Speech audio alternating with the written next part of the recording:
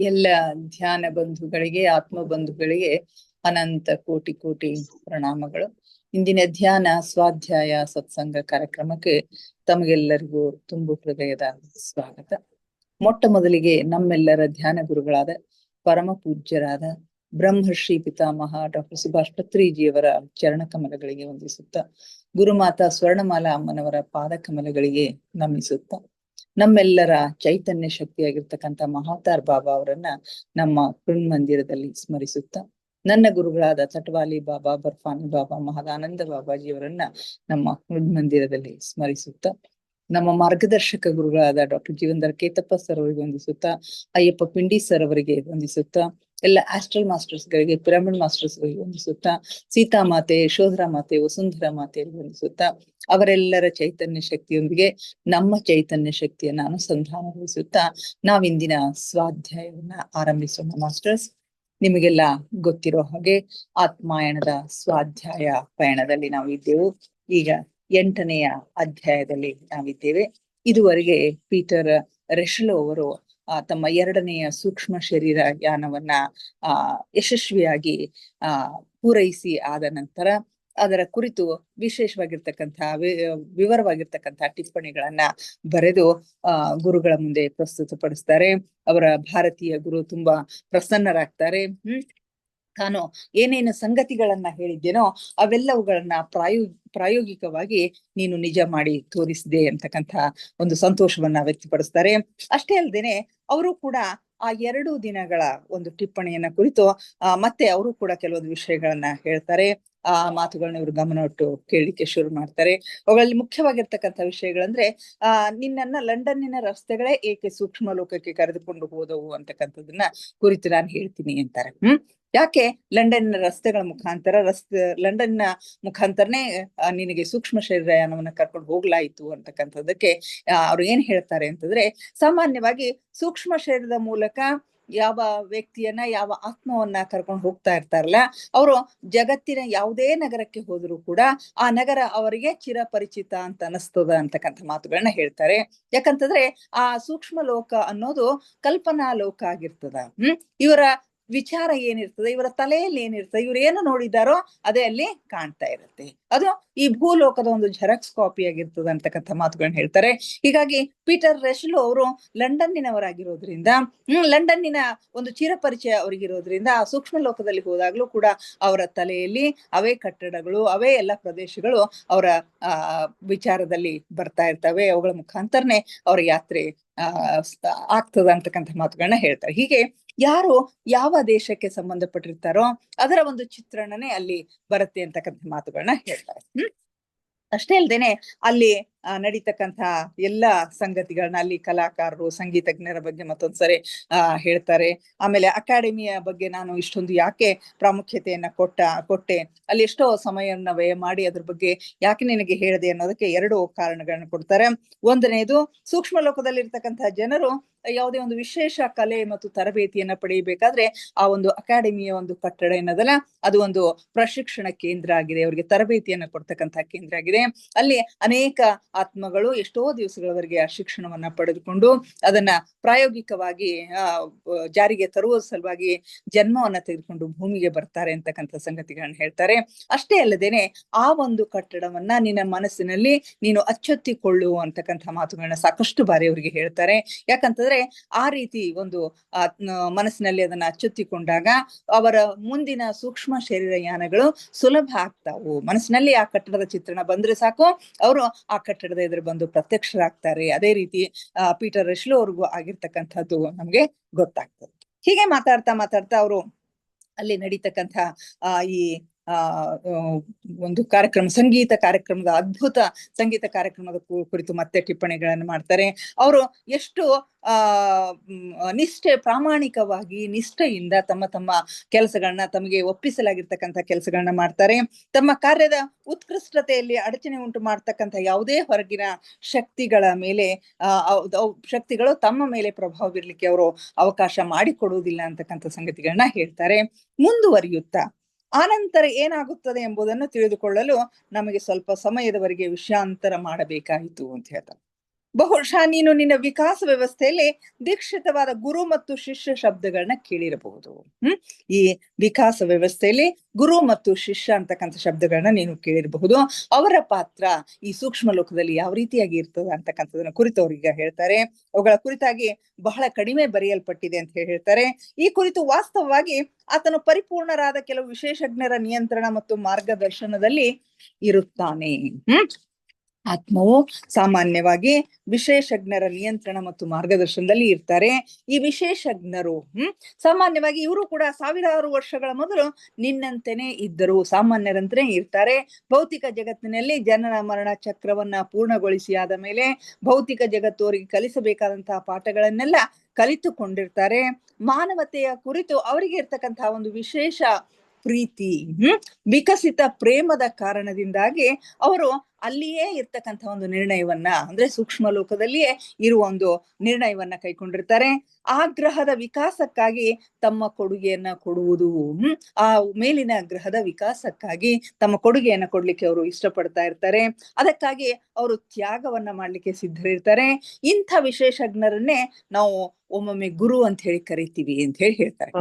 ಇಲ್ಲಿ ಗುರು ಅಂತ ಹೇಳಿ ಯಾರನ್ನ ನಾವು ಕರಿತೀವಿ ಅಂತಂದ್ರೆ ಈ ವಿಶೇಷ ಜ್ಞಾನವನ್ನ ಪಡೆದಿರ್ತಕ್ಕಂಥವ್ರು, ತಮ್ಮನ್ನು ತಾವು ತ್ಯಾಗ ಮಾಡ್ಲಿಕ್ಕೆ ಸಿದ್ಧರಾಗಿರ್ತಕ್ಕಂಥವ್ರು, ಆ ಭೂಮಿಯ ಒಳಿತಿಗಾಗಿ, ಆ ಲೋಕದ ಒಂದು ಒಳಿತಿಗಾಗಿ ಒಳ್ಳೆಯ ಕೆಲಸಗಳನ್ನ ಮಾಡ್ಲಿಕ್ಕೆ ನಿಯುಕ್ತನಾಗಿರ್ತಕ್ಕಂಥವ್ರನ್ನ ಗುರು ಅಂತ ಹೇಳ್ತೀವಿ. ಯಾಕಂದ್ರೆ ಅವರಲ್ಲಿ ಕೆಲವರು ತಮ್ಮ ಶಿಷ್ಯರನ್ನ ಮಾಡ್ಕೊಂಡಿರ್ತಾರೆ. ಆ ಗುರುಗಳಲ್ಲಿ ಕೆಲವರನ್ನ ತಮ್ಮ ಶಿಷ್ಯರನ್ನಾಗಿ ಮಾಡ್ಕೊಂಡಿರ್ತಾರೆ. ಅವರ ಸಹಾಯದಿಂದ ತಮ್ಮ ಕಾರ್ಯಗಳನ್ನ ಅವರು ಮಾಡ್ತಾ ಇರ್ತಾರೆ ಅಂತಕ್ಕಂಥ ಮಾತುಗಳನ್ನ ಹೇಳ್ತಾರೆ. ಮನುಷ್ಯನು ಈ ಭೌತಿಕ ಜಗತ್ತಿನಲ್ಲಿದ್ದು ಜೀವಿಸುತ್ತಿದ್ದಾರೆ, ಆದ್ರೆ ಇನ್ನೂ ಗುರುಗಳಿಗೆ ಸಹಾಯ ಸಲ್ಲಿಸುವಷ್ಟು ಪರಿಪೂರ್ಣರಾಗಿಲ್ಲ. ಮನುಷ್ಯರು ಕೂಡ ಭೌತಿಕ ಜಗತ್ತಿನಲ್ಲಿನೇ ಜೀವಿಸ್ತಿರ್ತಾರೆ, ಆದ್ರೆ ಅವರು ಗುರುಗಳಿಗೆ ಸಹಾಯ ಮಾಡುವಷ್ಟು ಪರಿಪೂರ್ಣ ಆಗಿರೋದಿಲ್ಲ. ಸಾಧಾರಣವಾಗಿ ಬೇರೆಯವರಿಗೆ ನೀಡಲಾರದಂತಹ ಅವಕಾಶಗಳನ್ನು ಗುರುಗಳು ತಮ್ಮ ಶಿಷ್ಯರಿಗೆ ನೀಡ್ತಾರೆ. ಇಂಥ ಗುರುಗಳು ಸಾಮಾನ್ಯವಾಗಿ ಬೇರೆ ಯಾರಿಗೂ ನೀಡದೇ ಇರತಕ್ಕಂತಹ ಅವಕಾಶಗಳನ್ನ ಆ ಶಿಷ್ಯರಿಗೆ ನೀಡ್ತಾರೆ. ಅವರ ಅಭಿವೃದ್ಧಿಗಾಗಿ ಇದರಿಂದ ಪಕ್ಷಪಾತವಾಗುತ್ತದೆ ಎಂದು ಭಾವಿಸುವುದು ಸರಿಯಲ್ಲ. ಏಕೆಂದ್ರೆ ಆ ಅವಕಾಶಗಳನ್ನು ಅಂತ ಶಿಷ್ಯರು ತಮ್ಮ ಪರಿಶ್ರಮದಿಂದ ಗಳಿಸಿಕೊಂಡಿರ್ತಾರೆ. ಆ ಶಿಷ್ಯರಿಗೂ ಆ ಅವಕಾಶ ಸಿಗ್ಬೇಕು ಅಂತಂದ್ರೆ ಅಂತ ಒಂದು ಕೆಪಾಸಿಟಿಯನ್ನ, ಅಂತ ಒಂದು ಸಾಮರ್ಥ್ಯವನ್ನ ಅವರು ಬೆಳೆಸ್ಕೊಂಡಿರ್ತಾರೆ. ಅವರಲ್ಲಿರ್ತಕ್ಕಂಥ ಪರಿಶ್ರಮದ ಫಲವಾಗಿ ಇಂಥ ಅವಕಾಶಗಳು ಅವರಿಗೆ ಸಿಕ್ಕಿರ್ತಾವು. ಇದಕ್ಕಾಗಿ ಅವರನ್ನ ಸಂಪೂರ್ಣ ಮನುಕುಲದ ಒಳಗಿಂದ ಆರಿಸಿಕೊಂಡಿರ್ತಾರೆ. ಇಂಥ ಶಿಷ್ಯರನ್ನ ಸಂಪೂರ್ಣ ಮನುಕುಲದಿಂದನೇ ಆರಿಸ್ಕೊಂಡಿರ್ತಾರೆ. ಎಲ್ಲರಿಗೂ ಇಂಥ ಅವಕಾಶಗಳು ಸಿಗೋದಿಲ್ಲ ಅಂತ ಹೇಳಿ ನಾವು ಹೇಳ್ತೀವಿ. ಈಗ ನಮ್ಮ ಪತ್ರಿ ಸರ್ ಅವರು ಈ ಕೇತಪ್ಪ ಸರ್ ಅಂತವ್ರಿಗೆ, ಅಯ್ಯಪ್ಪ ಪಿಂಡಿ ಸರ್ ಅಂತವರ ಮುಖಾಂತರ ಈ ಕೆಲಸಗಳನ್ನ ಮಾಡಿಸ್ತಾ ಇರೋದನ್ನ ನಾವು ಕಾಣ್ತಾ ಇದ್ವಿ. ಇಂಥ ಕೆಲಸಗಳು ಆ ಲೋಕದಲ್ಲಿ ಬಹಳಷ್ಟು ನಡೀತಾ ಇರ್ತವೆ ಅಂತಕ್ಕಂಥ ಮಾತನ್ನ ನಾವಿಲ್ಲಿ ಹೇಳ್ಬಹುದು. ಇದಕ್ಕಾಗಿ ಅವರನ್ನ ಸಂಪೂರ್ಣ ಮನುಕುಲದೊಳಗಿಂದ ಆರಿಸಲಾಗಿದೆ. ಆದ್ರೆ ಕೆಲವೊಮ್ಮೆ ಭೌತಿಕ ಜಗತ್ತಿನಲ್ಲಿ ಮಾಡಬೇಕಾದಷ್ಟು ಪರಿಶ್ರಮ ಮಾಡಲಾಗುವುದಿಲ್ಲ. ಇದಕ್ಕಾಗಿ ಇವರು ಬಹಳಷ್ಟು ಪರಿಶ್ರಮ ಪಡಬೇಕಾಗ್ತದೆ. ಕೆಲವು ಸಾರಿ ನಿರೀಕ್ಷಿತ ಪ್ರತಿಫಲಗಳು ಸಿಗದೆ ಹೋಗ್ಬೋದು. ಆ ನಿರೀಕ್ಷಿತ ಪ್ರತಿಫಲ ಸಿಗಬೇಕು ಅಂತಂದ್ರೆ ಆ ಶಿಷ್ಯರು ಕೂಡ ಬಹಳಷ್ಟು ಪರಿಶ್ರಮವನ್ನ ಮಾಡ್ಬೇಕಾಗ್ತದ. ಸಮರ್ಪಿತಗೊಳ್ಳಿಕ್ಕೆ ಅವರು ಸಮರ್ಥರಾಗಿರ್ತಾರೆ. ಆ ಕೆಲಸಕ್ಕಾಗಿ ಅವ್ರಿಗೆ ಯಾವುದೇ ರೀತಿಯ ಭೌತಿಕ ಲಾಭ ದೊರೆಯುವುದಿಲ್ಲ. ಆ ಕೆಲಸವನ್ನ ಸಂಪೂರ್ಣ ತಮ್ಮನ್ನು ತಾವು ಅದಕ್ಕೆ ಅರ್ಪಿಸಿಕೊಂಡು ಅವರು ಕೆಲಸವನ್ನ ಮಾಡ್ತಾ ಇರ್ತಾರೆ. ಯಾವುದೇ ಭೌತಿಕ ಲಾಭಗಳ ಆಶೆ ಅವ್ರಿಗಿರೋದಿಲ್ಲ. ಇದು ನಿಷ್ಕಾಮ ಸೇವೆಯಾಗಿದೆ ಅಂತ ಹೇಳ್ತಾರೆ. ಸಹಾಯಕ್ಕಾಗಿ ಸಮರ್ಪಿತಗೊಂಡಂತಹ ಪರಿಪೂರ್ಣ ಚೇತನದೊಂದಿಗೆ ನಿದ್ರೆಯ ಅವಧಿಯಲ್ಲಿ ಸೂಕ್ಷ್ಮ ಶರೀರಗಳ ಮೂಲಕ ಸಂಪರ್ಕ ಸಾಧಿಸಲು ಅವರಿಗೆ ಅನುಮತಿ ದೊರೆಯುತ್ತದೆ.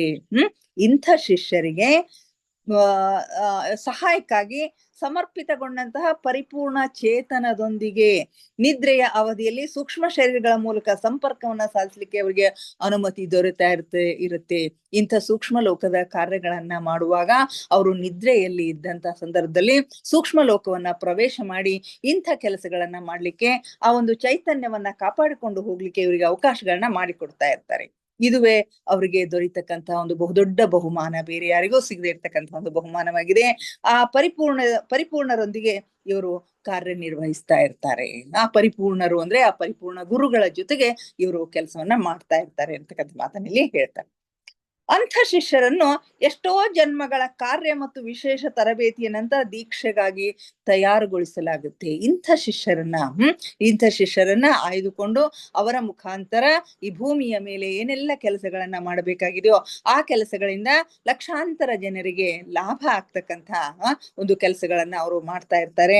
ಅಂಥ ಕಾರ್ಯಕ್ರಮಗಳನ್ನ ಅವರು ಆಯೋಜನೆ ಮಾಡ್ತಾ ಇರ್ತಾರೆ.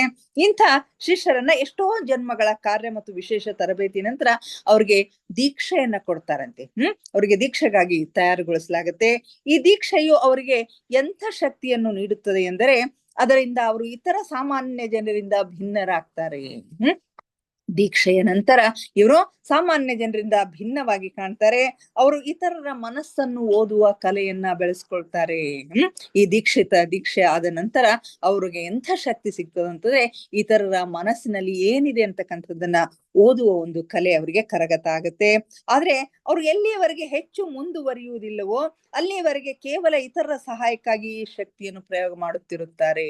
ನೋಡ್ರಿ, ಇಲ್ಲಿ ಒಂದು ಅಂಶವನ್ನ ನಾವು ಗಮನಿಸ್ಬೇಕು. ಏನು ಅಂತಂದ್ರೆ ನಾವು ಎಷ್ಟೇ ಧ್ಯಾನದಲ್ಲಿ ಈ ಸೇವೆಯಲ್ಲಿ ಎಷ್ಟೇ ಉನ್ನತ ಸ್ಥಾನಕ್ಕೆ ಹೋದರೂ ಕೂಡ, ಎಷ್ಟೇ ಪರಿಪೂರ್ಣವಾಗಿರ್ತಕ್ಕಂಥ ಸೇವೆಯನ್ನ ಮಾಡಿದ್ರು ಕೂಡ ನಮ್ಮ ಸಾಧನೆಯನ್ನ, ನಮ್ಮ ಆಂತರಿಕ ಸಾಧನೆಯನ್ನ ನಾವು ಉನ್ನತೀಕರಣಗೊಳಿಸ್ಬೇಕು. ಅಂದಾಗ ಮಾತ್ರ ನಮಗೆ ಸಿಗ್ಬೇಕಾಗಿರ್ತಕ್ಕಂಥ ಲಾಭಗಳು ಸಿಗ್ತಾವೆ.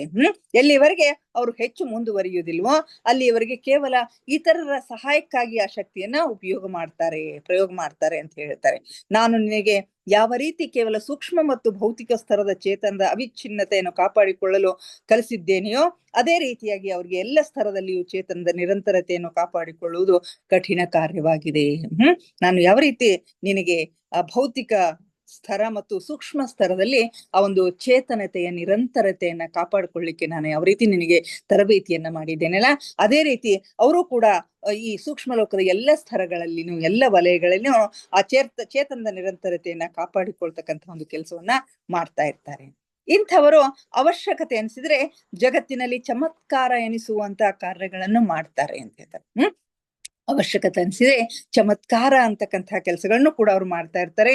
ಆದ್ರೆ ಈ ಗ್ರಹವನ್ನು ನಿಯಂತ್ರಿಸುವ ಯಾವುದಾದ್ರೂ ಗುರು ಹಾಗೆ ಮಾಡಲು ನಿರ್ದೇಶನ ನೀಡಿದಾಗ ಮಾತ್ರ ಆ ಚಮತ್ಕಾರವೂ ಕೂಡ ತಮ್ಮ ನಿಯಂತ್ರಣದಲ್ಲಿ ಇರ್ತಕ್ಕಂತಹ ಗುರು ಏನದಾರಲ್ಲ ಆ ಗುರು ಅವಕಾಶ ಮಾಡಿಕೊಟ್ಟಾಗ, ಗುರು ಪರ್ಮಿಷನ್ ಕೊಟ್ಟಾಗ ಮಾತ್ರ ಇದನ್ನ ಮಾಡ್ಲಿಕ್ಕೆ ಸಾಧ್ಯ ಆಗ್ತದ. ಈ ದೀಕ್ಷೆಯ 5 ಹಂತಗಳಿರ್ತಾವ. ಇಂಥ ದೀಕ್ಷೆಯಲ್ಲಿ 5 ಹಂತಗಳಿರ್ತಾವಂತ. ಇವುಗಳನ್ನು ಪೂರ್ಣಗೊಳಿಸಿದವರೇ ಪರಿಪೂರ್ಣರಾಗುತ್ತಾರೆ. ಆಮೇಲೆ ಅವರಿಗೆ ಭೌತಿಕ ಜಗತ್ತಿನಲ್ಲಿ ಜನ್ಮ ತೆಗೆದುಕೊಳ್ಳುವ ಅವಶ್ಯಕತೆ ಬೀಳುವುದಿಲ್ಲ ಅಂತಕ್ಕಂಥ ಮಾತನ್ನ ಹೇಳ್ತಾರೆ. ಈ 5 ಹಂತದ ಒಂದು ದೀಕ್ಷೆಯನ್ನ ತೆಗೆದುಕೊಂಡಂತವ್ರನ್ನ ನಾವು ಪರಿಪೂರ್ಣರು ಅಂತ ಹೇಳಿ ನಾವು ಕರಿತೀವಿ. ಅವರಿಗೆ ನಂತರ ಈ ಭೌತಿಕ ಜಗತ್ತಿನಲ್ಲಿ ಜನ್ಮ ತೆಗೆದುಕೊಳ್ಳುವ ಜನನ ಮರಣ ಚಕ್ರದಿಂದ ಅವರು ಸಂಪೂರ್ಣವಾಗಿ ಮುಕ್ತರಾಗ್ತಾರೆ ಅಂತಕ್ಕಂಥ ಮಾತನ್ನ ಹೇಳ್ತಾರೆ. ಒಮ್ಮೊಮ್ಮೆ ಈ ಶಿಷ್ಯರ ಜೀವನವನ್ನು ಸಾಮಾನ್ಯರಿಗಿಂತ ಹೆಚ್ಚು ಸಮಯದವರೆಗೆ ಜೀವಿಸುವುದಕ್ಕಾಗಿ ಮತ್ತಷ್ಟು ದೀರ್ಘಗೊಳಿಸಲಾಗುತ್ತದೆ. ಕೆಲವೊಂದ್ ಸಾರಿ ಅವಶ್ಯಕತೆ ಅನಿಸಿದ್ರೆ ಇಂಥ ಶಿಷ್ಯರ ಜೀವನವನ್ನ, ಅವರ ಆಯುಷ್ಯವನ್ನ ದೀರ್ಘಗೊಳಿಸ್ತಕ್ಕಂಥ ಕೆಲಸಗಳು ಆಗ್ತಾ ಇರ್ತಾವ ಅಂತಕ್ಕಂಥ ಮಾತನ್ನ ಹೇಳ್ತಾರೆ. ಜಗತ್ತಿನ ಯಾವುದೇ ಒಂದು ದೇಶದಲ್ಲಿ ಆ ದೇಶದ ಭಾವಿ ಪೀಳಿಗೆಯ ಮೇಲೆ ಪ್ರಭಾವ ಬೀರುವ ಸಲುವಾಗಿ ತನ್ನ ಪ್ರಭುತ್ವವನ್ನು ಸ್ಥಾಪಿಸುವುದಕ್ಕಾಗಿ ಆ ವ್ಯಕ್ತಿಯ ಅವಶ್ಯಕತೆ ಇದ್ದರೆ, ಜಗತ್ತಿನ ಕಲ್ಯಾಣಕ್ಕಾಗಿ, ಯಾವುದೇ ಒಂದು ದೇಶದ ಕಲ್ಯಾಣಕ್ಕಾಗಿ ಈ ವ್ಯಕ್ತಿಯ ಅವಶ್ಯಕತೆ ಬಹಳಷ್ಟು ಇತ್ತು ಅಂತಂದ್ರೆ ಅಂಥ ಸಂದರ್ಭದಲ್ಲಿ ಅವನ ಆಯುಷ್ಯವನ್ನು ಕೂಡ ವೃದ್ಧಿ ಮಾಡುವುದರ ಮುಖಾಂತರ ಅವರ ಕಾರ್ಯ ಆ ದೇಶಕ್ಕೆ, ಆ ಒಂದು ನೆಲಕ್ಕೆ ಸಿಗುವ ಹಾಗೆ ಅವಕಾಶಗಳನ್ನ ಮಾಡಿಕೊಡ್ತಾರೆ ಅಂತಕ್ಕಂಥ ಮಾತನ್ನ ಇಲ್ಲಿ ಹೇಳ್ತಾರೆ. ಅಂತ ವಿಶೇಷ ಉದ್ದೇಶಕ್ಕಾಗಿ ಹೀಗೆ ಮಾಡಲಾಗುತ್ತದೆ ಅಂತಕ್ಕಂಥ ಮಾತನ್ನ ಹೇಳ್ತಾರೆ. ದೇವಜಾತಿಯ ಆ ಸಮಾರಂಭದಲ್ಲಿ ನೀನು ಉಪಸ್ಥಿತನಿದ್ದು ನೋಡಿದೆಯಲ್ಲವೇ? ಎತ್ತರವಾದ ಮರದ ತುದಿಯಲ್ಲಿ ಕುಳಿತು ಆ ಸ್ವರ ಮೇಳದೊಂದಿಗೆ ಸೋಲೋ ಗಾಯನ ಪ್ರಸ್ತುತಪಡಿಸಿದ ಆ ಹುಡುಗಿಯು ಒಮ್ಮೆಯೂ ವಾದ್ಯ ವೃಂದದ ಸದಸ್ಯರ ಬಳಿ ಬಂದಿಲ್ಲ, ಒಮ್ಮೆಯೂ ಭೂಮಿಯ ಮೇಲೆ ಇಳಿದು ಬಂದಿಲ್ಲ. ಆ ದೇವಜಾತಿಯವರು, ದೇವಲೋಕದ ಗಂಧರ್ವರು ಏರ್ಪಡಿಸಿರ್ತಕ್ಕಂತಹ ಒಂದು ಕಾರ್ಯಕ್ರಮದಲ್ಲಿ ನೀನು ಉಪಸ್ಥಿತನಿದ್ದು ನೋಡಿದೀಯಲ್ಲ, ಅಲ್ಲಿ ಒಬ್ಬ ಯುವತಿ ಎತ್ತರವಾಗಿರ್ತಕ್ಕಂತಹ ಒಂದು ಮರದ ತುದಿಯಲ್ಲಿ ಕುಳಿತು ಸ್ವರ ಮೇಳದೊಂದಿಗೆ ಸೋಲೋ ಗಾಯನವನ್ನ ಪ್ರಸ್ತುತಪಡಿಸಿದಳಲ್ಲ, ಆ ಹುಡುಗಿ ಅವಳು ಒಮ್ಮೆಯೂ ವಾದ್ಯ ವೃಂದದವರ ಸದಸ್ಯರ ಬಳಿಗೆ ಅವರು ಬಂದಿಲ್ಲ, ಅವಳು ಒಮ್ಮೆಯೂ ಭೂಮಿಯ ಮೇಲೆ ಇಳಿದು ಬಂದಿಲ್ಲ. ಅದಕ್ಕೆ ಒಂದು ಕಾರಣ ಇದೆ ಅಂತ ಹೇಳ್ತಾಳೆ. ಅವಳು ಯಾವ ರೀತಿ ದೀಕ್ಷೆ ಪಡೆದಿರ್ತಕ್ಕಂಥ ಶಿಷ್ಯರು ಇರ್ತಾರಲ್ಲ, ಆ ರೀತಿ ಆ ಕೆಲಸಕ್ಕಾಗಿ ದೀಕ್ಷೆವನ್ನ ಪಡೆದುಕೊಂಡಿರ್ತಕ್ಕಂಥವಳು ಆಗಿರ್ತಾಳೆ. ಅವರು ದೇವ ಜಾತಿಯ ಮುಖ್ಯ ಭಾಗದಿಂದ ಬೇರೆಯಾಗಿಯೇ ಇರುತ್ತಾರೆ. ಅವರು ಅವನು ದೇವಜಾತಿಯವರಾದ್ರೂ ಕೂಡ ಆ ಮುಖ್ಯ ಭಾಗದಿಂದ ಅವರು ಬೇರೆಯಾಗಿನೇ ಇರ್ತಾರಂತೆ ಮತ್ತು ತಮ್ಮ ಕಾರ್ಯದ ಕುರಿತು ಸಂಪೂರ್ಣ ಸಮರ್ಪಿತರಾಗಿರ್ತಾರೆ. ಅವರಿಗೆ ಒಪ್ಪಿಸಿರ್ತಕ್ಕಂತಹ ಕೆಲಸಕ್ಕೆ ತಮ್ಮನ್ನು ತಾವು ಸಂಪೂರ್ಣ ಸಮರ್ಪಿತ ಮಾಡಿಕೊಂಡು ಅವ್ರು ಆ ಕೆಲಸವನ್ನು ಮಾಡ್ತಾ ಇರ್ತಾರೆ ಅಂತಕ್ಕಂಥ ಮಾತನ್ನ ಹೇಳ್ತಾರೆ. ಈ ಹುಡುಗಿಯರನ್ನ ಇದೇ ಕಾರಣಕ್ಕಾಗಿ ತರಬೇತಿ ಮಾಡಲಾಗಿದೆ. ಅವರಿಗೆ ಇದೇ ಕೆಲಸಕ್ಕಾಗಿನೇ ತರಬೇತಿಯನ್ನ ಮಾಡಲಾಗಿದೆ. ಈ ವಿಶಿಷ್ಟ ಕಾರ್ಯದೊಂದಿಗೆ ಸ್ವರವನ್ನು ಏರಿಳಿತಗೊಳಿಸಿಕೊಳ್ಳಲು ಅವರಿಗೆ ಅತ್ಯಧಿಕ ಸಂವೇದನಾಶೀಲ ಶರೀರ ಹಾಗೂ ಮನಸ್ಸನ್ನು ವಿಕಾಸಗೊಳಿಸಿಕೊಳ್ಳಬೇಕಾಗುತ್ತದೆ. ಆ ವಿಶಿಷ್ಟ ಕಾರ್ಯದೊಂದಿಗೆ ಸ್ವರವನ್ನ ಏರಿಳಿತ ಮಾಡ್ಬೇಕಾಗಿತ್ತು ಅಂತಂದ್ರೆ ಅವ್ರಿಗೆ ಅತ್ಯಧಿಕ ಸಂವೇದನಾಶೀಲವಾಗಿರ್ತಕ್ಕಂಥ ಒಂದು ಶರೀರ ಅವ್ರಿಗೆ ಬೇಕಾಗ್ತದ, ಹಾಗೂ ಅಷ್ಟು ಒಂದು ಮನಸ್ಸನ್ನ ಅವರು ವಿಕಾಸ ಮಾಡಿಕೊಳ್ಬೇಕಾಗ್ತದ. ಈ ಹುಡುಗಿಯು ಅತ್ಯಧಿಕವಾಗಿ ವಿಕಾಸ ಹೊಂದಿದವಳಾಗಿದ್ದಾಳೆ ಅಂತಕ್ಕಂಥ ಮಾತನ್ನ ಹೇಳ್ತಾರೆ. ತನ್ನ ವಿಕಾಸ ವ್ಯವಸ್ಥೆಯಲ್ಲಿ ಅವಳು ದೀಕ್ಷಿತಳಾಗಿದ್ದಾಳೆ.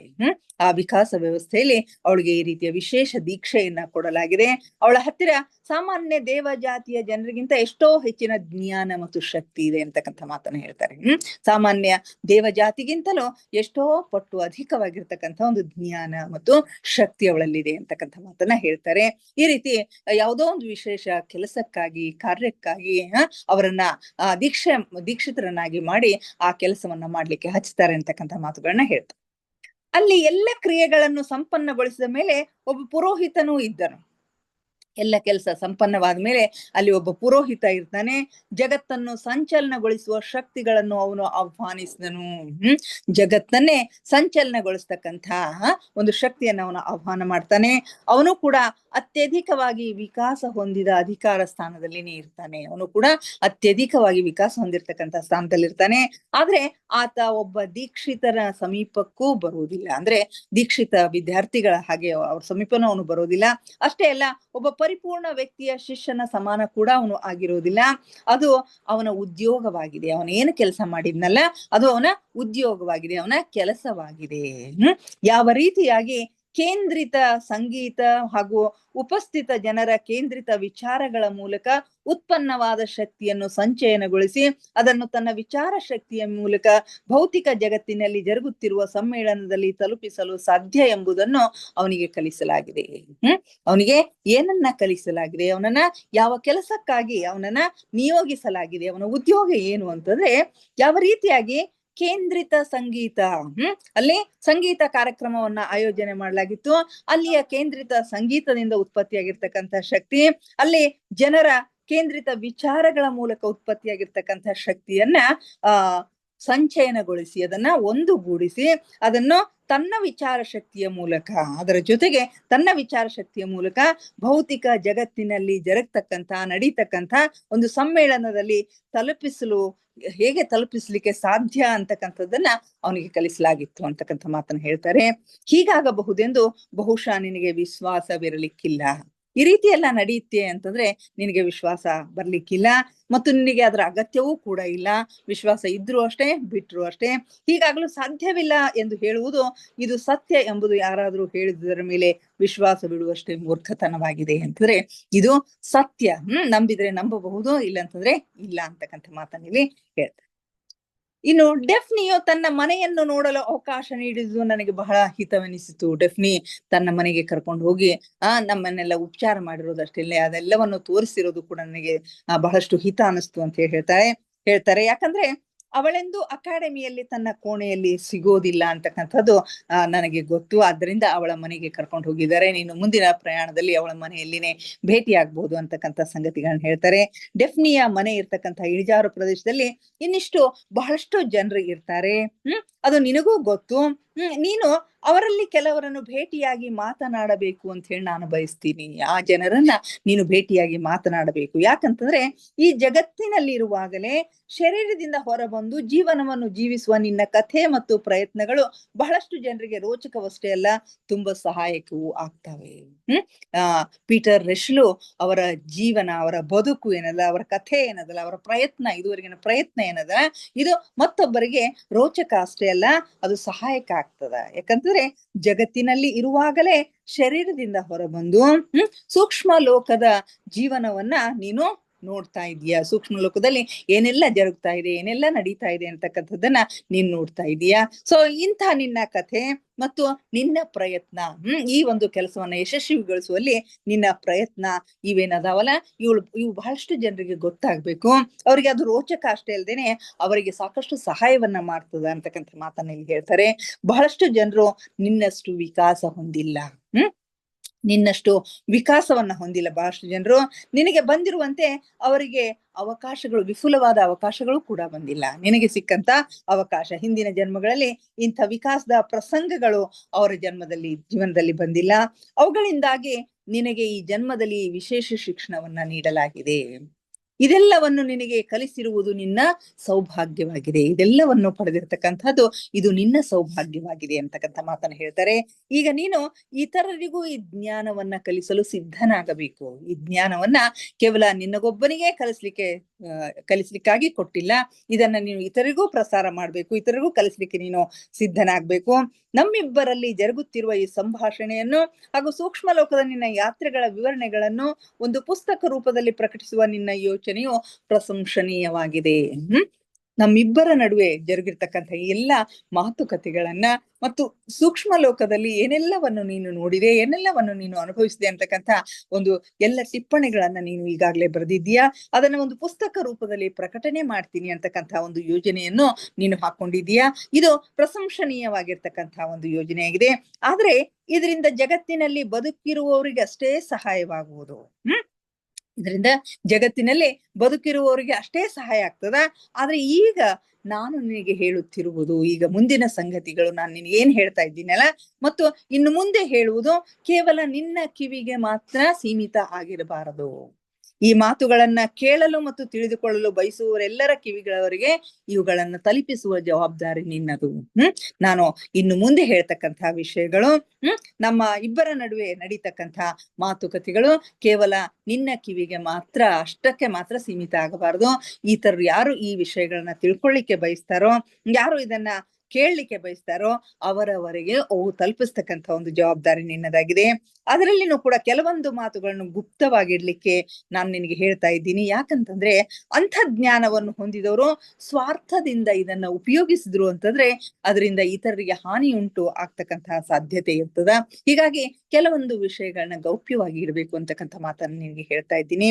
ನಿನಗೆ ಇದರ ಜ್ಞಾನವನ್ನು ನೀಡಿದಾಗ ಈ ವಿಷಯಗಳ ಕುರಿತು ನಿನ್ನಲ್ಲಿ ಸಂಶಯಗಳು ಉಳಿದಿರುವುದೇ ಇಲ್ಲ ಎಂಬ ವಿಶ್ವಾಸ ನನಗೆ ಇದೆ. ಎಲ್ಲ ವಿಷಯಗಳ ಕುರಿತು ನಿನಗೆ ಜ್ಞಾನವನ್ನ ನೀಡಿದಾಗ ಇದರಲ್ಲಿ ಯಾವುದೇ ರೀತಿಯ ಸಂಶಯಗಳು ನಿನಗೆ ಉಳಿದಿರೋದಿಲ್ಲ ಅಂತ ಹೇಳಿ ನನಗೆ ಅನಿಸುತ್ತೆ ಅಂತಕ್ಕಂಥ ಮಾತನ್ನ ಹೇಳ್ತಾರೆ. ನಿನ್ನ 2ನೆಯ ಸೂಕ್ಷ್ಮ ಯಾತ್ರೆಯನ್ನು ದಾಖಲಿಸುವುದು ಇಲ್ಲಿಗೆ ಪೂರ್ಣವಾಯಿತು. ಅವರೆಲ್ಲ ಟಿಪ್ಪಣಿಯನ್ನ ಓದಿಯಾದ ನಂತರ ಆ ಯಾತ್ರೆಯನ್ನ ಕುರಿತಂತೆ, ಆ 2 ದಿನಗಳ ಸೂಕ್ಷ್ಮ ಯಾತ್ರೆಯನ್ನ ಕುರಿತಂತೆ ಇವರು ಕೂಡ ತಾವೆಲ್ಲ ಏನನ್ನ ಹೇಳ್ಬೇಕಾಗಿತ್ತೋ ಅದೆಲ್ಲವುಗಳನ್ನ ಹೇಳಿ ನಿನ್ನ 2 ದಿನಗಳ 2ನೆಯ ಸೂಕ್ಷ್ಮ ಯಾತ್ರೆಯನ್ನ ದಾಖಲಿಸ್ತಕ್ಕಂಥದ್ದು ಇಲ್ಲಿಗೆ ಪೂರ್ಣವಾಯಿತು ಅಂತ ಹೇಳ್ತಾರೆ. ಇಷ್ಟೊಂದು ವಿಸ್ತಾರವಾಗಿ ನೀನು ಬರೆದಿರುವುದಕ್ಕಾಗಿ ನಾನು ನಿನ್ನನ್ನ ಅಭಿನಂದಿಸುತ್ತೇನೆ ಅಂತಕ್ಕಂಥ ಮಾತನ್ನ ಹೇಳ್ತಾನೆ. ಇದನ್ನೆಲ್ಲ ನೆನಪಿಟ್ಟುಕೊಳ್ಳುವ ಸಂಕಲ್ಪ ಮಾಡಿದುದರಿಂದಲೇ ನಿನಗೆ ಈ ಸಫಲತೆ ದೊರಕಿದೆ. ಈ ಸೂಕ್ಷ್ಮ ಶರೀರ ಯಾನದಲ್ಲಿ ಏನೆಲ್ಲವೂ ಜರುಗಿತು ಅನ್ನೋದನ್ನ ನೆನಪಿನಲ್ಲಿ ಇಟ್ಟುಕೊಳ್ಳುವುದಕ್ಕಾಗಿ ನಾನು ನಿನಗೆ ಸಹಾಯ ಮಾಡ್ತೇನೆ ಅಂತ ಹೇಳಿದ್ದೆ.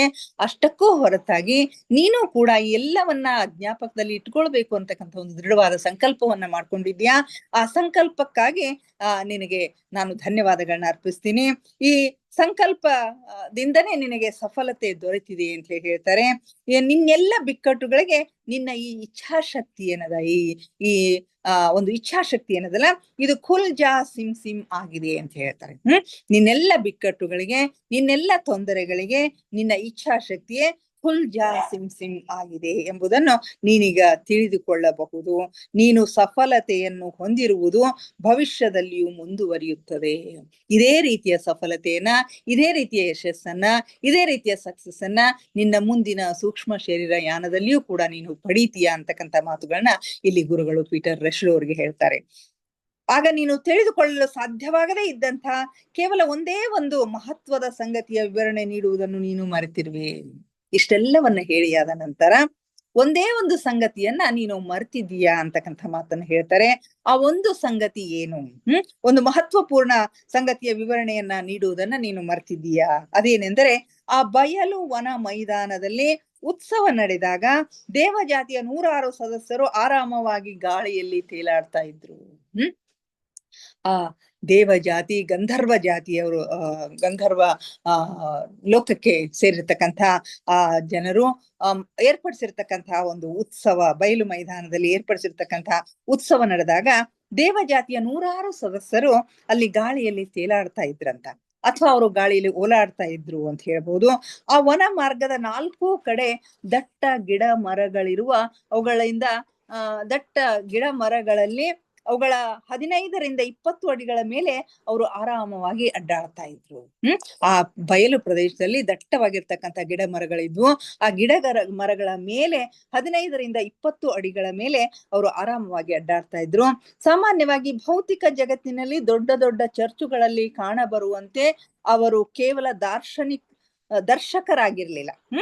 ದೊಡ್ಡ ದೊಡ್ಡ ಚರ್ಚುಗಳಲ್ಲಿ ಕಂಡು ಬರೋ ಹಾಗೆ ಅವರು ಕೇವಲ ದರ್ಶಕರು, ಅವೆಲ್ಲವನ್ನ ನೋಡ್ಲಿಕ್ಕೆ ಬರ್ತಕ್ಕಂಥವ್ರು ಆಗಿರ್ಲಿಲ್ಲ. ನಿಶ್ಚಿತವಾಗಿ ಅವರು ಸಕ್ರಿಯ ಸದಸ್ಯರಾಗಿದ್ರು, ಈ ಕಾರ್ಯಕ್ರಮದ ಸಕ್ರಿಯ ಸದಸ್ಯರಾಗಿದ್ರು ಅಂತ ಹೇಳ್ತಾರೆ. ಈ ಮೊದಲು ನಾನು ಉಲ್ಲೇಖಿಸಿದ ಶಕ್ತಿಯು ಮುಖ್ಯವಾಗಿ ಅವರ ಪ್ರಯತ್ನದಿಂದಾಗಿ ಉತ್ಪನ್ನವಾಗಿರ್ತಕ್ಕಂಥದ್ದು. ಇಲ್ಲಿ ಏನು ಶಕ್ತಿ ಉತ್ಪನ್ನ ಆಯಿತು, ಆ ಕಾರ್ಯಕ್ರಮದಲ್ಲಿ ಏನು ಶಕ್ತಿಯ ಒಂದು ಸಂಚಯನ ಆಯ್ತಲ್ಲ, ಆ ಶಕ್ತಿಯ ಸಂಚಯನಕ್ಕೆ ಅವರು ಕಾರಣರಾಗಿದ್ರು ಅಂತಕ್ಕಂಥ ಮಾತನ್ನ ಹೇಳ್ತಾರೆ. ನೀನು ಅವರನ್ನು ನೋಡಿದ್ದರೆ ಬಹಳ ಆನಂದಿಸುತ್ತಿದ್ದೆ, ಆದ್ರೆ ಅದನ್ನ ನೀನು ಗಮನಿಸಿಲ್ಲ. ಆಗ ನೀನು ಆ ಗಡ್ಡಧಾರಿ ಪಾದ್ರಿಯ ಮೂಲಕ ಪ್ರಾರ್ಥನೆಯ ನಂತರ ಅವರು ಎಲ್ಲ ಶಕ್ತಿಗಳನ್ನು ಏಕತ್ರಿತಗೊಳಿಸಿಕೊಂಡು ಅದನ್ನು ಸುರಕ್ಷಿತವಾಗಿಡುವ ಉದ್ದೇಶದಿಂದ ತಕ್ಷಣವೇ ಅಲ್ಲಿಂದ ಹೊರಟು ಹೋದರು. ಆಗ ಗಡ್ಡಧಾರಿಯಾಗಿರ್ತಕ್ಕಂತಹ ಪಾದ್ರಿಯ ಮೂಲಕ ಪ್ರಾರ್ಥನೆಯನ್ನ ಮಾಡಿದ ನಂತರ ಆ ಎಲ್ಲ ಶಕ್ತಿಗಳನ್ನ ಏಕತ್ರಗೊಳಿಸಿ ಒಟ್ಟುಗೂಡಿಸಿ ಅದನ್ನು ಸುರಕ್ಷಿತವಾಗಿ ಇಡಬೇಕು ಅಂತಕ್ಕಂಥ ಉದ್ದೇಶದಿಂದ ಅವರೆಲ್ಲರೂ ತಕ್ಷಣವೇ ಅಲ್ಲಿಂದ ಹೊರಟು ಹೋದರು. ಈ ಸಂಗತಿಯು ಉಳಿದು ಹೋಗಿದ್ದರೂ ಏನೂ ಕಾಳಜಿ ಮಾಡಬೇಕಾಗಿಲ್ಲ. ಇದು ಒಂದು ಪ್ರಮುಖವಾಗಿರ್ತಕ್ಕಂಥ ಸಂಗತಿನೇ ಆಗಿದೆ. ಆದ್ರೆ ಇದು ನಿನ್ನ ನೆನಪಿನಲ್ಲಿ ಉಳಿದಿಲ್ಲ, ಇದನ್ನು ದಾಖಲಿಸಲು ನೀನು ಮರ್ತಿದ್ದೀಯಾ.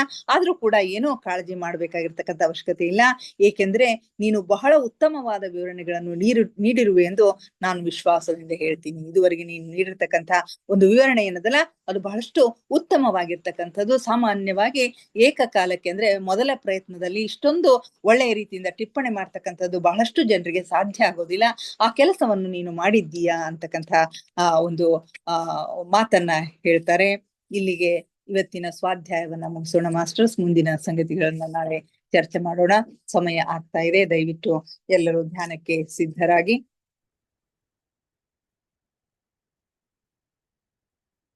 ಯಾವುದಾದ್ರೂ ಸ್ಥಿರ ಸುಖಾಸನದಲ್ಲಿ ಕುಳಿತುಕೊಳ್ಳಿ.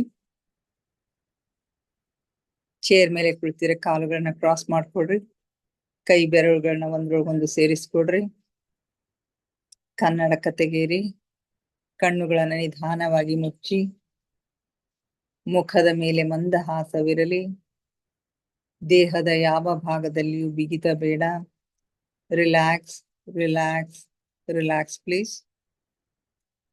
ಮೊಟ್ಟ ಮೊದಲಿಗೆ ನಮ್ಮೆಲ್ಲರ ಧ್ಯಾನ ಗುರುಗಳಾದ ಪರಮ ಪೂಜ್ಯರಾದ ಬ್ರಹ್ಮರ್ಷಿ ಪಿತಾಮಹ ಡಾಕ್ಟರ್ ಸುಭಾಷ್ ಪತ್ರಿಜಿಯವರ ಚರಣ ಕಮಲಗಳಿಗೆ ವಂದಿಸುತ್ತ, ಗುರುಮಾತಾ ಸ್ವರ್ಣಮಾಲಾ ಅಮ್ಮನವರ ಪಾದ ಕಮಲಗಳಿಗೆ ನಮಿಸುತ್ತ, ನಮ್ಮೆಲ್ಲರ ಚೈತನ್ಯ ಶಕ್ತಿಯಾಗಿರ್ತಕ್ಕಂಥ ಮಹಾವತಾರ್ ಬಾಬಾ ಅವರನ್ನ ನಮ್ಮ ಹೃನ್ ಮಂದಿರದಲ್ಲಿ ಸ್ಮರಿಸುತ್ತ, ನನ್ನ ಗುರುಗಳಾದ ತಟ್ವಾಲಿ ಬಾಬಾ, ಬರ್ಫಾನಿ ಬಾಬಾ, ಮಹದಾನಂದ ಬಾಬಾಜಿಯವರನ್ನ ನನ್ನ ಹೃದಯ ಮಂದಿರದಲ್ಲಿ ಸ್ಮರಿಸುತ್ತ, ನಮ್ಮ ಮಾರ್ಗದರ್ಶಕ ಗುರುಗಳಾದ ಡಾಕ್ಟರ್ ಜೀವೇಂದ್ರ ಕೇತಪ್ಪ ಸರ್ ಅವರಿಗೆ ವಂದಿಸುತ್ತ, ಅಯ್ಯಪ್ಪ ಪಿಂಡಿ ಸರ್ ಅವರಿಗೆ ವಂದಿಸುತ್ತ, ಎಲ್ಲ ಆಸ್ಟ್ರಲ್ ಮಾಸ್ಟರ್ಸ್ ಗಳಿಗೆ, ಪಿರಮಿಡ್ ಮಾಸ್ಟರ್ಸ್ ಗಳಿಗೆ ವಂದಿಸುತ್ತ, ಸೀತಾ ಮಾತೆ, ಯಶೋಧರ ಮಾತೆ, ವಸುಂಧರ ಮಾತೆಯನ್ನು ವಂದಿಸುತ್ತ, ಅವರೆಲ್ಲರ ಚೈತನ್ಯ ಶಕ್ತಿಯೊಂದಿಗೆ ನಮ್ಮ ಚೈತನ್ಯ ಶಕ್ತಿಯನ್ನು ಅನುಸಂಧಾನಗೊಳಿಸುತ್ತಾ ನಾವಿಂದಿನ ಧ್ಯಾನವನ್ನ ಆರಂಭಿಸೋಣ ಮಾಸ್ಟರ್ಸ್. ನಮ್ಮ ಈ ಧ್ಯಾನಕ್ಕೆ ಅವರೆಲ್ಲರನ್ನು ಆತ್ಮಪೂರ್ವಕವಾಗಿ ಆಹ್ವಾನಿಸೋಣ. ಅವರೆಲ್ಲರೂ ಜ್ಯೋತಿ ಸ್ವರೂಪದಲ್ಲಿ ಬಂದು ನಮ್ಮ ಜೊತೆಗೆ ಕುಳಿತು ಧ್ಯಾನಿಸುತ್ತಿದ್ದಾರೆ ಎಂದು ಭಾವಿಸಿಕೊಳ್ಳುತ್ತಾ ನಾವಿಂದಿನ ಧ್ಯಾನವನ್ನ ಆರಂಭಿಸೋಣ ಮಾಸ್ಟರ್ಸ್. ಕೇವಲ ಸಹಜ ಶ್ವಾಸದ ಮೇಲೆ ಗಮನ. ಪ್ರಕೃತಿ ಸಹಜವಾದ ಉಸಿರಾಟವಿರಲಿ. ಒಳ ಹೋಗುವ ಉಸಿರು, ಹೊರ ಬರುವ ಉಸಿರನ್ನು ಏಕಧಾರೆಯಾಗಿ ನಿರಂತರವಾಗಿ ಗಮನಿಸಿ ಮಾಸ್ಟರ್ಸ್. ಯಾವ ಆಲೋಚನೆಗಳು ಬೇಡ. ಆಲೋಚನೆಗಳು ಬಂದರೆ ಅವುಗಳನ್ನು ಬದಿಗೆ ಸರಿಸಿ ಮತ್ತೆ ಉಸಿರಿನ ಮೇಲೆ ಗಮನ ಹರಿಸಿ ಮಾಸ್ಟರ್ಸ್. ಯಾವಾಗ ನಿಮ್ಮ ಮನಸ್ಸು ಸಂಪೂರ್ಣವಾಗಿ ಉಸಿರಿನ ಮೇಲೆ ಇರುತ್ತದೆಯೋ ಆಗ ಯಾವ ಆಲೋಚನೆಗಳು ಇರುವುದಿಲ್ಲ. ಅದು ಬಿಡುತ್ತಾರೆ ಮನಸ್ಸು ತೆಗೆಸು ಅರ್ಜೆಂಟ್ ಬೇಕೇ ಅದು ಚಾವಿ ಬೇಕೇ ಅದು.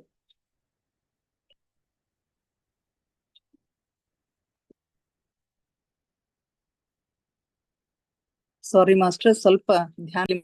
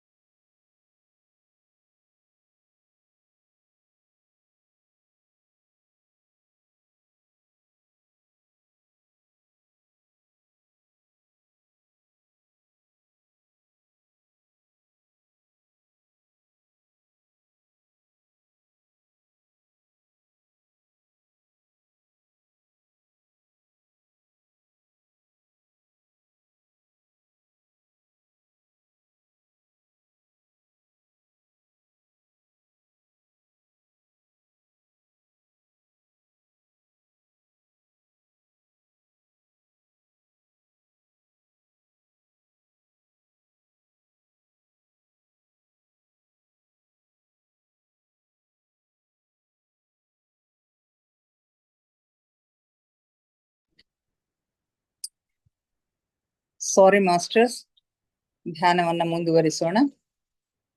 ಯಾವ ಆಲೋಚನೆಗಳು ಬೇಡ. ಆಲೋಚನೆಗಳು ಬಂದರೆ ಅದನ್ನು ಬದಿಗೆ ಸರಿಸಿ ಮತ್ತೆ ಉಸಿರಿನ ಮೇಲೆ ನಿಮ್ಮ ಗಮನವನ್ನ ಕೇಂದ್ರೀಕರಿಸಿ. ಯಾವಾಗ ನಿಮ್ಮ ಗಮನ ಸಂಪೂರ್ಣವಾಗಿ ಉಸಿರಿನ ಮೇಲೆ ಕೇಂದ್ರೀಕೃತವಾಗುತ್ತದೆಯೋ ಆಗ ನಿಮ್ಮ ಆಲೋಚನೆಗಳು ಶೂನ್ಯವಾಗುತ್ತವೆ, ಧ್ಯಾನ ಸಿದ್ಧಿಸುತ್ತವೆ.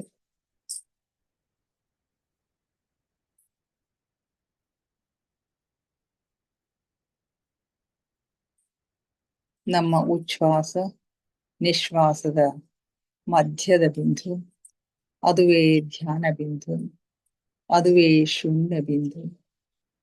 ಅಲ್ಲಿ ಒಂದು ಕ್ಷಣ ನಿಲ್ಲುವ ಅಭ್ಯಾಸ ಮಾಡಿ ಮಾಸ್ಟರ್ಸ್. ನಿಮಗಾಗಿ ನಿಮ್ಮ ಸೂಕ್ಷ್ಮ ಜಗತ್ತು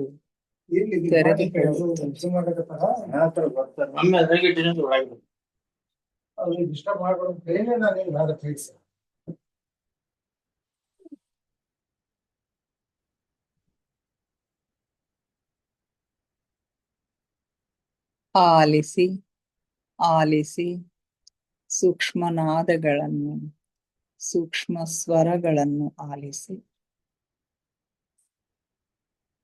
ಕನಿಷ್ಠ ಜೀರುಂಡೆಯ ನಾದವನ್ನ ಆಲಿಸಿ, ಘಂಟಾನಾದವನ್ನ ಆಲಿಸಿ, ಓಂಕಾರನಾದವನ್ನ ಆಲಿಸಿ.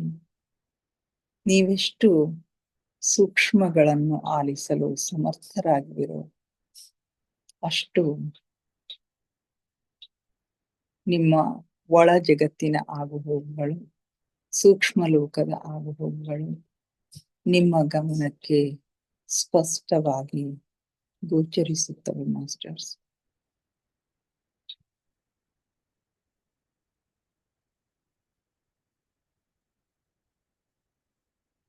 ಧ್ಯಾನ ಆಳವಾಗ್ತಾ ಇದೆ, ಉಸಿರು ನಿಧಾನವಾಗ್ತಾ ಇದೆ. ನಿಧಾನವಾಗುತ್ತಾ ನಿಧಾನವಾಗುತ್ತಾ ಚಿಕ್ಕದಾಗುತ್ತಾ ನಮ್ಮ ಭ್ರೂ ಮಧ್ಯದಲ್ಲಿ ಸ್ಥಿರಗೊಳ್ತಾ ಇದೆ.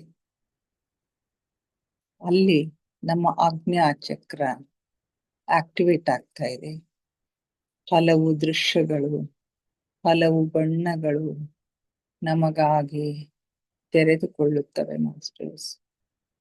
ಅಲ್ಲಿ ಏನು ಕಾಣಿಸುತ್ತದೆಯೋ ಅದನ್ನು ಗಮನವಿಟ್ಟು ವೀಕ್ಷಿಸಿ.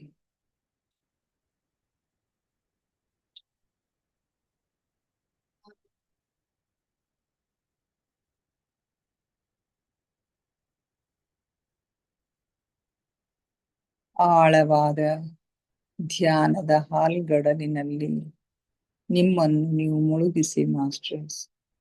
ಆಲಿಸಿ, ಆನಂದಿಸಿ, ಆಹ್ಲಾದಿಸಿ.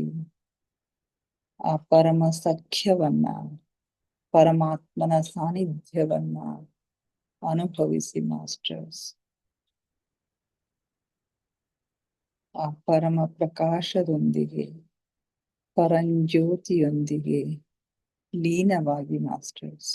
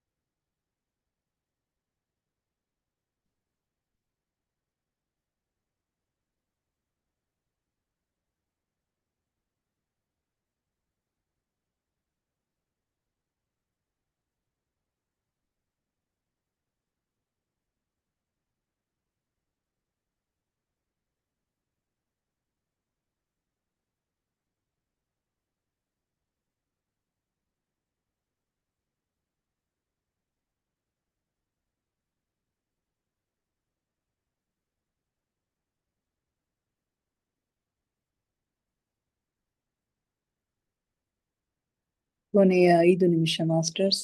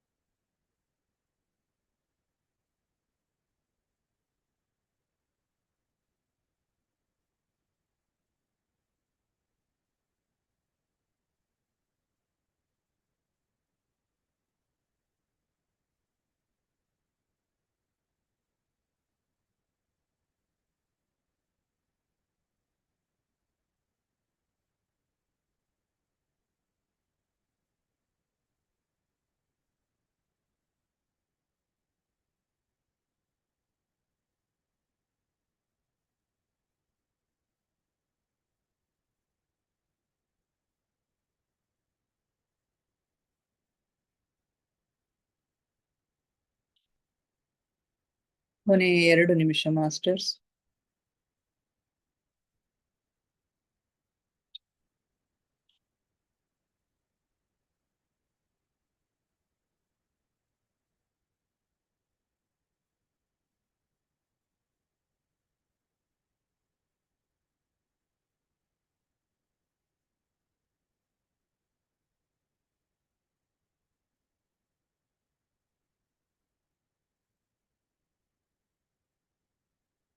ಕೊನೆಯ 1 ನಿಮಿಷ.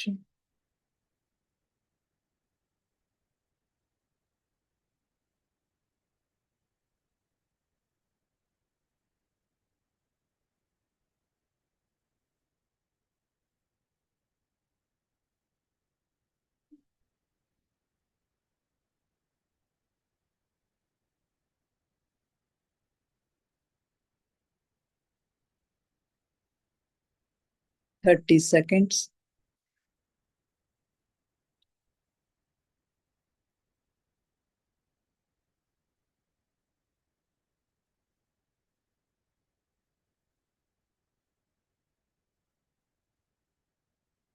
Ten seconds.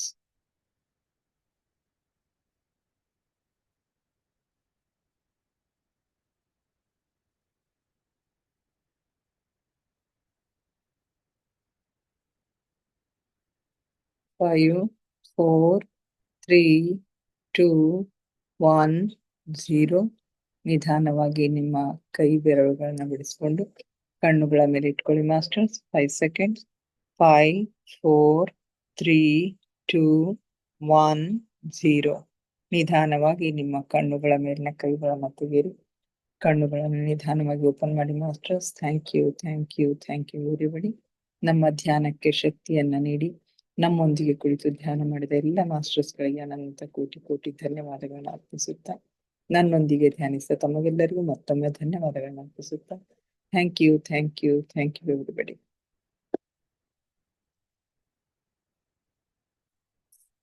ಯಾರಾದ್ರೂ ಏನಾದ್ರು ಶೇರ್ ಮಾಡ್ಕೊಳ್ತೀರಿ ಮಾಡ್ಕೊಡ್ರಿ.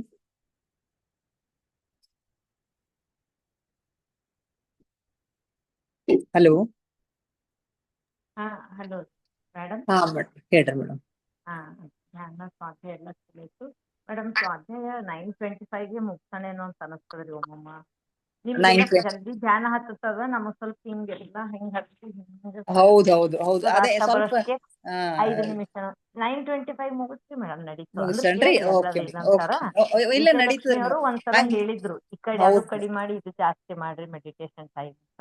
ಹೌದೌದು ಅಷ್ಟೇ ಮಾಡಿ. ಅದ್ ಎಲ್ಲಿನೂ ಮುಗಿಸ್ಬೋದ್ರಿ ಮೇಡಮ್. ಅದ್ ಹಂಗವ ಸೆಂಟೆನ್ಸ್ಗಳು ಎಲ್ಲಿನೂ ಮುಗಿಸಿ ಮತ್ತೆ ನಾಳೆ ಹೆಂಗಾದ್ರು ರಿಪೀಟ್ ಮಾಡಿ ನೀವು ಅದು ತಗೋತಿರಲ್ಲ.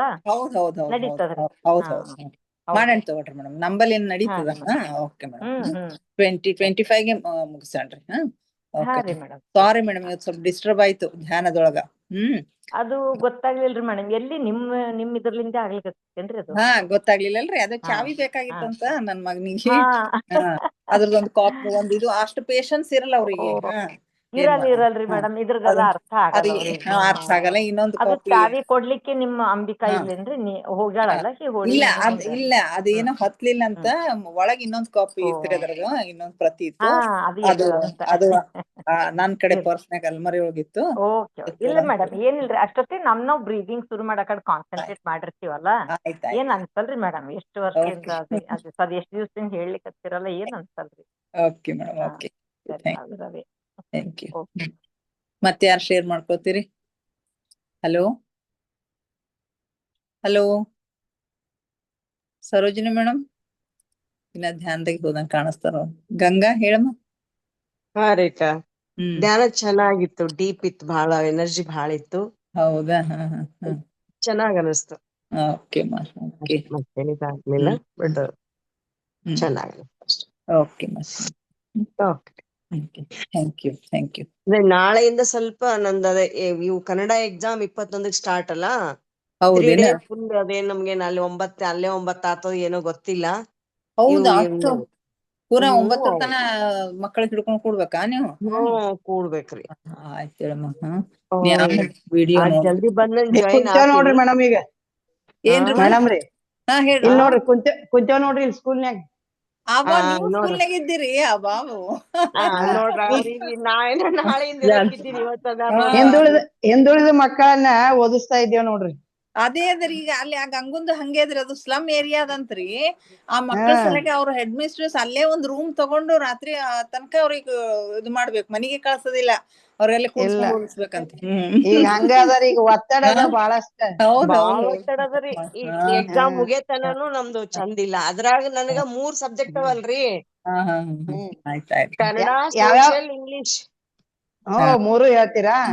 ಹ್ಞೂ ಮೇಡಮ್, ಟೀಚರ್ಸ್ ಇಲ್ರಿ, ರಿಟೈರ್ಡ್ ಆದ್ರು, ಒಬ್ರು ಪ್ರಮೋಷನ್ ಆಗಿ ಹೋದ್ರು. ಹಂಗಾಗಿ 3 ನನ್ ಕೊರಳಿಗೆ ಅವು. ಹಂಗಾಗಿ ಪೂರ ಈ ಸಲ ಹಂಗ ಇರ್ತತ್ರಿ ಎಲ್ಲ. ಮಾಡ್ರಿ ಅದನ್ನು ಸೇವೆನೇಲ್ಲ. ಅದು ದೊಡ್ಡ ಸೇವೆ ಅದು. ಇಲ್ಲೇ ಧ್ಯಾನಕ್ಕೆ ಜಾಯಿನ್ ಆದೆ ನಾನು ಒಂದ್ ಸ್ವಲ್ಪ ಇಲ್ಲೇ. ಚಲೋ ಮಾಡಿ. ಈಗ ನಾಳೆನ್ ಶುರು ಏನ ಎಕ್ಸಾಮ್? ಇಲ್ರಿ 21ಕ್ಕ. ಬಟ್ ಹಿಂದ್ 3 ದಿನ ಮಕ್ಕಳಿಗೆ ಹಿಂದುಳಿದ ಅಂದ್ರ ನಿಧಾನ ಕಲಿಕೆ ಮಕ್ಕಳಾಯ್ತು ಎಲ್ಲ. ಒಟ್ಟು ನಮ್ಮಲ್ಲಿ ಹೊಸ ನಿಧಾನ ಕಲಿಕೆನೇ ಅವ. ನಿಧಾನಗತಿ ಮಕ್ಕಳನ್ನ ಮುತುವರ್ಜಿ ವಹಿಸಿ ಮಾಡ್ಸೋದ್ರಿ. ಬಟ್ ರಿಸಲ್ಟ್ ಪಾಸ್ ಮಾಡಿಸ್ಬೇಕು. ಪಾಸ್ ಅನ್ನೋದು ಮಕ್ಕಳಿಗೆ ಬೇಕಾಗಿಲ್ಲ, ಟೀಚರ್ಸ್ಗೆ ಬೇಕಾಗ್ಯದ. ಈಗೆಲ್ಲಾ ಟೀಚರ್ಸ್ ಪರೀಕ್ಷೆ ಕೂತಂಗ ಅದರಿ. ಬರ್ತಗಿ. Okay madam, okay, thank you. ಮತ್ತೆ ನಾಳೆ ಮುಂದುವರ್ಸೋಣ ಇನ್ನಿಷ್ಟು ಧ್ಯಾನ, ಸ್ವಾಧ್ಯಾಯ, ಸತ್ಸಂಗದೊಂದಿಗೆ ಎಂಡ್ ಮಾಡೋಣ. ಸಾರ್ವಜನಿಕ ಅವಕಾಶ ಮಾಡಿದ್ವಿ.